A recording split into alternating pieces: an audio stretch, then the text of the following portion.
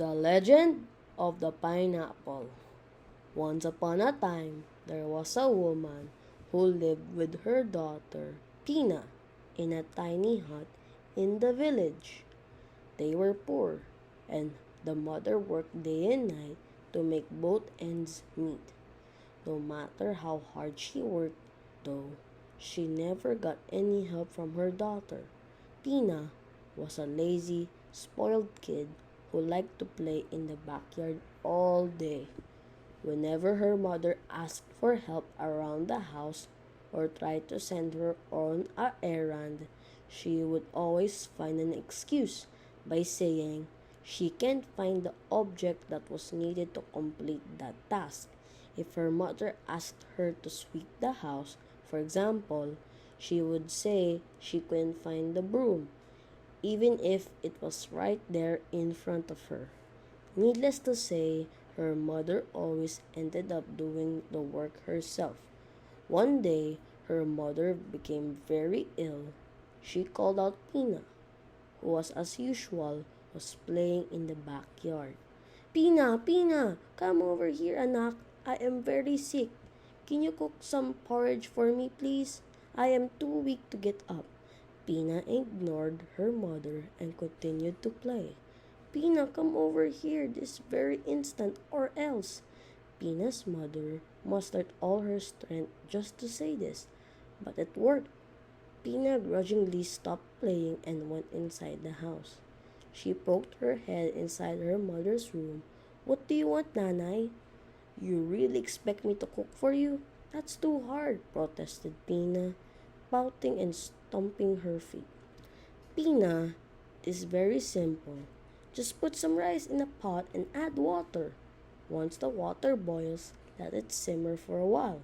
Stir it occasionally with a ladle. Everything you need should be right there in the kitchen. Pina reluctantly left and went to the kitchen. Her mother could hear her banging the drawers and cabinets. Then her mother heard her open the back door and sneaked out in the backyard. Her mother waited and waited. Finally, she called out Pina again. Pina, did you cook like I told you to? No, was the defiant response. And why not? Was her mom's exasperated response. Because I could not find the ladle, was her flippant reply. Oh, you lazy child, you probably did not even bother to look for it. What am I going to do with you?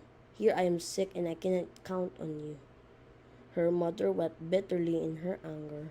She shouted, I wish you would grow 1,000 eyes all over your head. Then you could find what you're looking for. Maybe then you won't have any more excuses. As soon as she said this, there was complete silence. Her mother thought she is trying to be quiet, so I'll forget about asking her again. She sighed. She waited a bit to see if Pina would come back, realizing the wait was futile. She wearily got up to do cooking herself. When she looked out into the backyard, Pina was nowhere to be found. She sighed again and said to herself, that lazy kid probably went to a friend's house, so she did not have to do any more errands for me. Exhausted from the exertion, she soon went back to her room for a much needed rest. Weak as she was, she tried to do everything by herself, having given up any help from Pina. Hours passed by, and then days. Still no sign of her wayward daughter. With a heavy heart, she thought that Pina had run away for sure. When she finally recovered from her illness, the first thing she did was look for Pina. No one had seen or heard from her. It was like she disappeared into thin air. Months passed, and still no sign of her. The mother felt bad for her angry outburst, and she feared that she might probably never see her daughter again. One day, she was sweeping in the backyard where Pina used to play for months now. She had noticed this strange plant growing on the very spot where she last saw Pina. By this time, the leaves of the plant had fully opened inside. She saw this strange yellow fruit that resembled a child's head with 1,000 eyes. 1,000 eyes? She suddenly remembered the spiteful words she used that fateful day. With horror, she realized that in the same way her mother's love had spoiled her daughter, so did her anger, unwittingly cursed her. Somehow, her daughter had been turned into this plant. To honor the memory of her beloved daughter, she named the fruit Pina. She took such loving care of it, it was her own daughter. The fruit flourished so well that it bore more and more fruits, and became popular among the village and the entire country.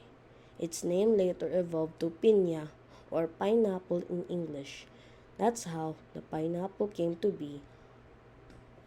The moral of the story is always help your mother.